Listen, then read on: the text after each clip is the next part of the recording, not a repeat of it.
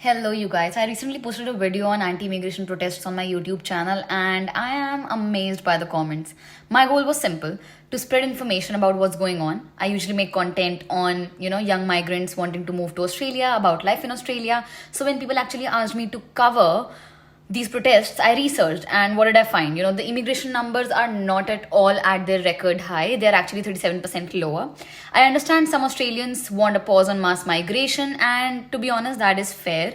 There is a housing crisis going on, there are rental shortages right now, but here's the problem. Why did flyers have racist comments? Why did it all become racial?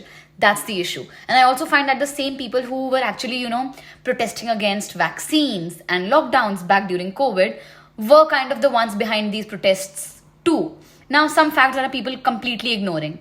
Every Indian student actually pays 2 to 3 times more than the locals, the fee that they pay in the universities. We are actually keeping the universities alive. Billions are going into Australian universities, and most of us actually live below the standard norms of living before even thinking of buying a house. Who actually buys properties way faster? Europeans and Chinese. So another comment that I read said it all, this isn't about Indians.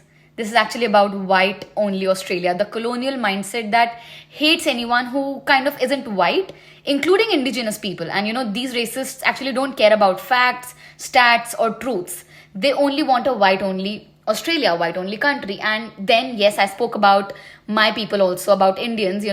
Let's face it, I love Indians, I love my people, but we carry some of the habits abroad, and it becomes a muscle memory. It takes time to unlearn these habits, which is what the whole point of my video was, to get better.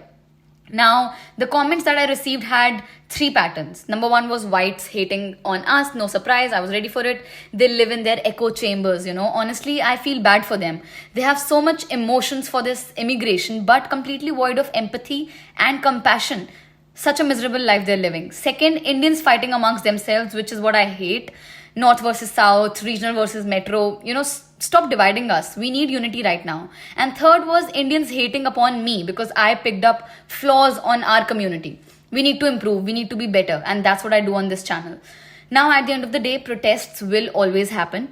If people can protest against life-saving vaccines and life-saving lockdowns, of course they'll protest against migrants too. And migrants have just become easy scapegoat. लोग तो कहेंगे, लोगों का काम है कहना.